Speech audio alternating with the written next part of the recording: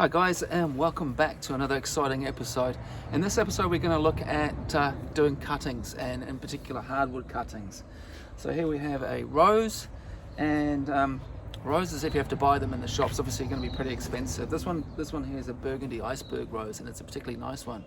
So instead of going down to the shop and buying 2 or 3 of these to plant elsewhere, we're going to do a hardwood cutting. Hardwood cuttings are the sort of cuttings you do in sort of the autumn period or in winter. Generally speaking, we're now kind of in June, so this is sort of our winter period, but you can see that the leaves are still on this particular plant. The beauty of a hardwood cutting is that we can sort of take it, we're going to take basically around about a 25 centimeter, about 6 inches or so cutting, and we're going to cut underneath a bud like that, and it's on the current season's growth, and we're going to sort of remove some of the we're going to remove the top growth and get rid of that. Now what happens, and so we're going to end up with a cutting about that sort of size. What happens when I first cut underneath that bud is from the tip of the plant and from the various buds and places where growth's happening, there's going to be a reaction in the stem where that's going to push down the auxins, these are the hormones, down to the part where it's been wounded, and off it shoots down there, and basically it will start to form a callus, and then from the callus basically it's going to form those new roots. And what we do after this point is you can, if you want, put it in extra rooting hormone. Obviously the auxins are hormones, but if you want to give additional hormones, you can dip it into a powder called, say, something like a hormone powder like Ceradix is a variety that's available.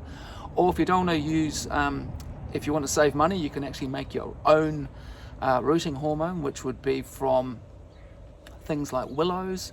If you grabbed some willow young shoots from a willow tree and then cut them all up and then poured water over them and let them soak for about 48 hours, the auxins in those plants are similar to basically growth hormones, and that will leach out into that water, and you can use the water either to water the cutting or to dip the end and give it a bit of extra help. But generally speaking, I don't do that. I just basically take a cutting like this, and I will put this in a pot with several other cuttings, label them, and then basically stick them outside. In fact, I might bury them here. I did that last year with the hydrangeas. I did about maybe 10 or so hydrangeas, and they've all basically rooted. So what will happen is these will form roots, and they around about late, if we do it now in sort of winter, about late spring to sort of early summer, the roots will form. When this is starting to sprout new growth again, it'll kind of stimulate more root growth. And so this is an excellent way to do especially deciduous cuttings, hardwood cuttings, things like hydrangeas, forsythias, roses are great to do by this method. And like I said, you're going to put them in the pot and they're going to overwinter, and when you pull them out, they're going to have roots on, and you're going to have maybe several or so new plants. And like I said, these iceberg roses are a favourite of mine. This is the burgundy one, but there's a white one that I've also got that I'd like to take some more cuttings of. Okay guys, so that wraps up. I'll try and give you some more information if needed, but otherwise that's how you do a hardwood cutting. Just to summarise, you take around about a 15 centimeter cutting, around about pencil width in diameter roughly.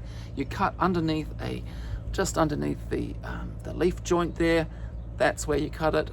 That's going to be the wound. That's where it's going to form the roots. You top off the bit at the top. You've got to make sure when you put these in, you don't put them upside down.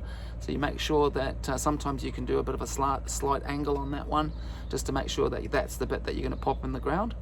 And then that's pretty much it. You're going to wrap them up in a bundle and some free draining material. It could be sand, it could be compost. I'm just going to use compost because that's quite a free draining bag of compost I've got from potting mix, and you just leave them to overwinter, and then hey presto, in the spring summer you'll have I got pretty much, I think there was about 90% that rooted, so it was pretty good. And I didn't use the rooting hormone, so that's something additional too that you can use. But that's pretty much it, and you can save yourself a lot of money that way.